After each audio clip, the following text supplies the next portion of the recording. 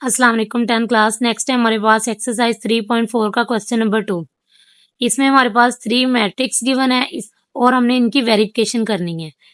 मुख्तलिफ प्रॉपर्टीज इसके ऊपर अप्लाई करेंगे जो हमें गिवन है और उसको वेरीफाई करके बताएंगे कि लेफ्ट हैंड साइड इक्वल है राइट हैंड साइड के या नहीं। फर्स्ट क्वेश्चन की अगर बात करें तो यहाँ पे हमारे पास है ए बी को अगर मल्टीप्लाई करें तो वो बी ए के इक्वल नहीं होता, ये हमने प्रूव करना है।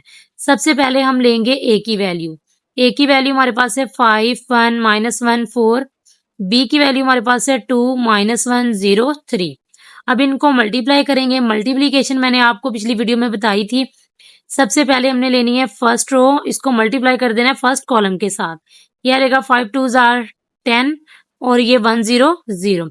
इसी तरह फर्स्ट रो को अब हमने मल्टीप्लाई करना है सेकंड वाले कॉलम के साथ। सेकंड कॉलम हमारे पास है 1 -1 और 3। फर्स्ट एंट्री को फर्स्ट एंट्री से मल्टीप्लाई करेंगे, ये आएगा 5 1s are 5 plus minus minus और सेकंड एंट्री को सेकंड के साथ मल्टीप्लाई करेंगे, ये आएगा 3 1s are 3। इसी तरह ये फर्स्ट रो थी हमारे पास, ये फर्स्ट कॉलम के साथ भी मल्टीप्लाई हो गई है, ये सेकंड कॉलम के साथ भी मल्टीप्लाई हो गई है। अब हमने सेकंड रो लेनी है, इसको फर्स्ट कॉलम के साथ मल्टीप्लाई करेंगे, ये आएगा 2 1s are 2 plus minus minus और 4 0 0। इसी तरह सेकंड रो को सेकंड कॉलम के साथ मल्टीप्लाई करेंगे, ये आएगा माइनस माइनस प्लस 1 1 1 और ये 4 3s are 12। ठीक है, अब इसको हम सॉल्व कर लेंगे। 10 प्लस 0 हमारे पास 10 आ जाएगा, -5 प्लस 3 ये आ जाएगा हमारे पास -2। उसके बाद -2 प्लस 0 ये आ जाएगा हमारे पास -2। 12 प्लस 1 इक्वल 13। ये हमारे पास आंसर आ गया ए बी का।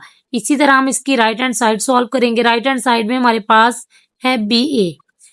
जिस तरह उन्होंने इसकी अरेंजमेंट की है इसी तरह आपने मैट्रिक्स लिखनी है। अगर पहले बी है तो पहले बी मैट्रिक्स आएगा, अगर पहले ए है तो ए आएगा। ठीक है, यहाँ पे पहले बी था फिर ए है, पहले हमने बी की वैल्यू लिख ली फिर हमने ए की वैल्यू लिख ली। इसी तरह फर्स्ट रो को फर्स्ट कॉलम से मल्टीप्लाई, फिर फर्स्ट रो को सेकंड कॉलम से मल्टीप्लाई, फिर सेकंड रो को फर्स्ट कॉलम से मल्टीप्लाई, फिर सेकंड रो को सेकंड कॉलम से मल्टीप्लाई करके ये आंसर आ गया। इनको प्लस माइनस किया, हमारे पास आंसर आ गया 11 -2 -3 और 12। अगर देखा जाए तो ए बी का और बी ए का आंसर इक्वल नहीं है, तो इससे प्रूव हो गया है कि A B not equal to B A. यही हमने इसमें प्रूव करना है जी। नेक्स्ट हमारे पास है इसका सेकंड पार्ट। सेकंड पार्ट में उन्होंने कहा है कि a into B minus C equal A B minus A C. तो आपको पता है सबसे पहले हम ब्रैकेट सॉल्व करते हैं। तो लेफ्ट हैंड साइड पे सबसे पहले ब्रैकेट लेंगे, ब्रैकेट के अंदर है बी माइनस सी। बी और सी को माइनस करेंगे तो हमारे पास आंसर आ जाएगा -3 -2 -1 -1। फिर जो आंसर है इसको आपने मल्टीप्लाई कर देना है ए के साथ। तो ए के साथ मल्टीप्लाई करने से हमारे पास ये आंसर आ रहा है -16 -11 -1 और -2।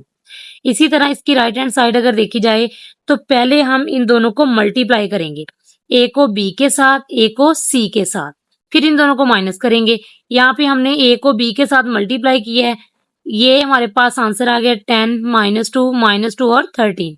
इसी तरह ए को सी के साथ मल्टीप्लाई किया है तो ये हमारे पास आंसर आ गया 26 9 -1 और 15।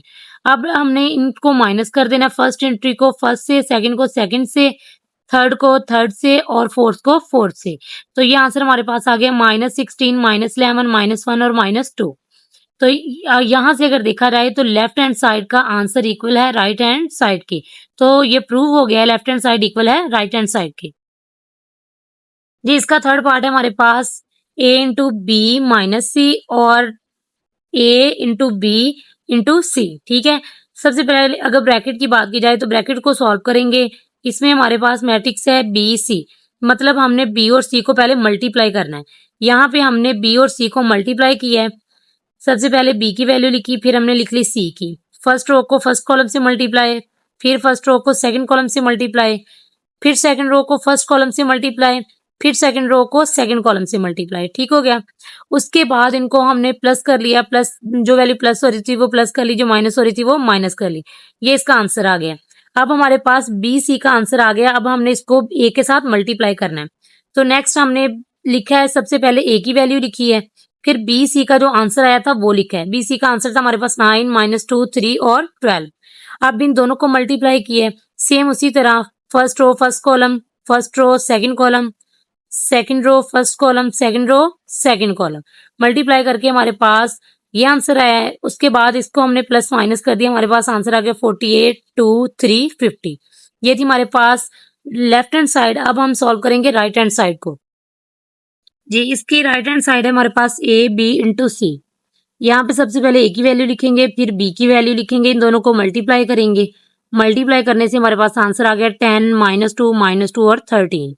अब हमारे पास ए बी का आंसर आ गया। अब आपने ए बी को सी से मल्टीप्लाई करना है। पहले लिखेंगे ए बी का जो आंसर आया था ये वाला, फिर हम लिखेंगे सी की वैल्यू। इन दोनों को मल्टीप्लाई किया, हमारे पास आंसर आ गया 48, 2, 3, 50। लेफ्ट हैंड साइड और राइट हैंड साइड दोनों का आंसर इक्वल है, तो प्रूव हो गया कि लेफ्ट हैंड साइड इक्वल है राइट हैंड साइड के। जी, नेक्स्ट है हमारे पास इसका फोर्थ वाला पार्ट। फोर्थ वाले पार्ट में अगर देखा जाए तो लेफ्ट हैंड साइड हमारे पास है बी सी का ट्रांसपोज और राइट हैंड साइड है सी का ट्रांसपोज बी का ट्रांसपोज। तो सबसे पहले हमने क्या करना है, ब्रैकेट सॉल्व करनी है। ब्रैकेट के अकॉर्डिंग बी और सी को हमने मल्टीप्लाई करना है। बी और सी को जब हमने मल्टीप्लाई किया तो हमारे पास आंसर आ गया 9 - 2 3 12। अब हमने इसका ले लेना है ट्रांसपोज। ट्रांसपोज लेने से हमारे पास फर्स्ट जो हमारे पास कॉलम था उसकी हमने फर्स्ट रो बना ली, सेकंड वाले कॉलम की सेकंड रो बना ली, हमारे पास आंसर आ गया 9, 3, -2 और 12। ये होगी हमारे पास लेफ्ट हैंड साइड। अब राइट हैंड साइड की बात करें तो राइट हैंड साइड पे है सी का ट्रांसपोज बी का ट्रांसपोज। पहले इन दोनों का ट्रांसपोज लेंगे, फिर इनको मल्टीप्लाई करेंगे। मैंने इस स्टेप में डायरेक्ट इनके ट्रांसपोज ही लिखे हैं, ठीक है। ये सी का ट्रांसपोज 5, 1, 1, 4 है और ये बी का ट्रांसपोज 2, 0, -1 और 3 है, ठीक है। आप यहाँ पे एक स्टेप और ऐड कर सकते हो, सी और बी की वैल्यू लिख लें, फिर उसका ट्रांसपोज ले लें। दोनों का ट्रांसपोज लेने के बाद हमने इसको मल्टीप्लाई किया है। मल्टीप्लाई करने के बाद हमारे पास आंसर आ गया 9, 3, -2 और 12। तो अगर देखा जाए लेफ्ट हैंड साइड का आंसर इक्वल है राइट हैंड साइड के, तो ये प्रूव हो गया left hand side equal right hand side. जी, नेक्स्ट है हमारे पास इसका पार्ट सी।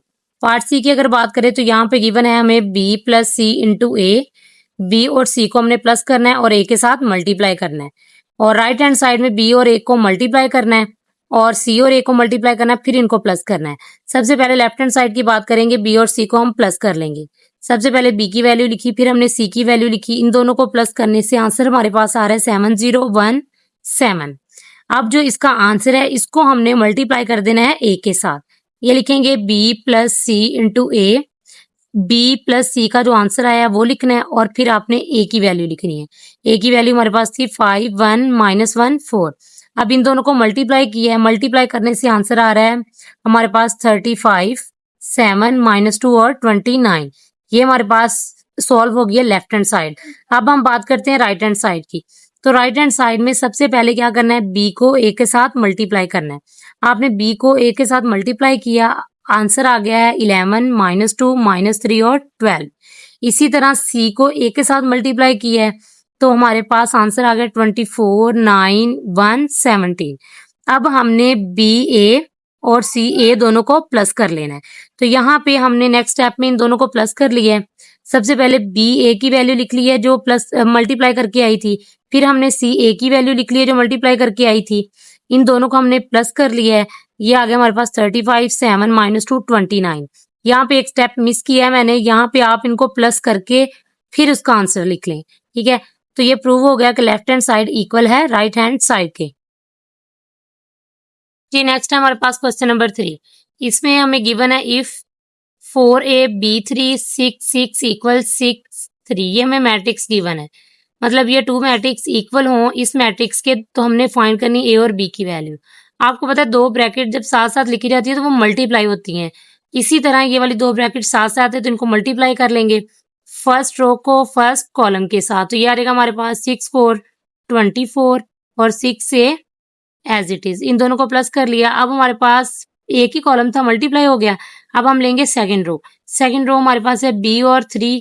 6 को b के साथ मल्टीप्लाई 6b और 6 को 3 के साथ मल्टीप्लाई 18 आ जाएगा, और ये इक्वल है 6 और 3 के। अगर हम बात करें यहाँ पे हमारे पास एक रो ये है, एक रो ये है। फर्स्ट रो के इक्वल, सेकंड वाली रो सेकंड रो के इक्वल। तो ये आ जाएगा 24 + 6a = 6 के। ये इक्वेशन 1 बन जाएगी और सेकंड रो से हमारे पास इक्वेशन 2 बन जाएगी। इनको हम फर्दर सॉल्व कर लेंगे। यहाँ पे 24 प्लस है, दूसरी साइड पे जाके माइनस हो जाएगा। 24 में से 6 माइनस करेंगे, ये आ जाएगा हमारे पास -18। 6a इस साइड पे 6 मल्टीप्लाई है, दूसरी साइड पे जाके ये डिवाइड हो जाएगा। डिवाइड होने के बाद हम कटिंग कर देंगे, हमारे पास आंसर आ जाएगा -3। ये a की वैल्यू आ गई है। इसी तरह सेकंड इक्वेशन को सॉल्व करेंगे। ये इस साइड पे +18 है, दूसरी साइड पे इसको मूव करवा लेंगे, ये आ जाएगा -18 और इनको माइनस करेंगे -15। 6 इस साइड पे मल्टीप्लाई दूसरी साइड पे जाकर डिवाइड हो जाएगा। इसको भी कटिंग कर लेंगे तो हमारे पास b की वैल्यू आ गई -5/2। जी नेक्स्ट है हमारे पास क्वेश्चन नंबर 4। ये भी सेम क्वेश्चन नंबर 3 की तरह है। यहाँ पे हमारे पास 2 कॉलम गिवन है, ठीक है। इनको भी हमने पहले इन दोनों को मैट्रिक्स को मल्टीप्लाई करना है और इसके इक्वल रख लेना है। जो आपने क्वेश्चन नंबर 3 किया उसमें यहाँ पे सिर्फ एक ही कॉलम था, यहाँ पे 2 कॉलम है, तो इसी हिसाब से मल्टीप्लाई करेंगे। ये हमारे पास फर्स्ट रो फर्स्ट कॉलम से मल्टीप्लाई होकर आंसर आ जाएगा x+3 और फर्स्ट रो को जब सेकंड कॉलम से मल्टीप्लाई करेंगे तो आंसर आ जाएगा 0-1। इसी तरह सेकंड रो को फर्स्ट कॉलम से मल्टीप्लाई करेंगे, ये आ जाएगा y+6। सेकंड रो को सेकंड कॉलम से मल्टीप्लाई करेंगे, ये आ जाएगा 0-2। अब इनको प्लस माइनस करके हमने लिख लिया है। अब हमने x और y की वैल्यू लेनी है। तो अगर देखा जाए तो ये वाली फर्स्ट एंट्री में और थर्ड वाली एंट्री में हमारे पास x और y दोनों है। तो फर्स्ट वाली एंट्री को फर्स्ट के इक्वल रख लेंगे, x+3 = 7। ये इक्वेशन 1 बन जाएगी। और थर्ड वाली को थर्ड के इक्वल रख लेंगे, y+6 = 4। ये आ जाएगा y+6 = 4 इक्वेशन 2। यहाँ से हम इसको सॉल्व करके x और y की वैल्यू निकालेंगे। ये +3 दूसरी साइड पे जाके -3 आंसर आ जाएगा 4। ये x की वैल्यू आ गई है। इसी तरह ये इस साइड पे +6 दूसरी साइड पे जाके -6, इन दोनों को प्लस माइनस करेंगे, आंसर आ जाएगा -2। ये y की वैल्यू आ गई है। हमने इस क्वेश्चन में x और y की वैल्यू ही फाइंड करनी है। उम्मीद है कि आप लोगों को समझ आ गई होगी, लेकिन अगर कोई भी ऐसा स्टेप है, कोई भी ऐसी चीज है जो आपको क्लियर ना हो तो वो आप मुझसे पूछ सकते हो।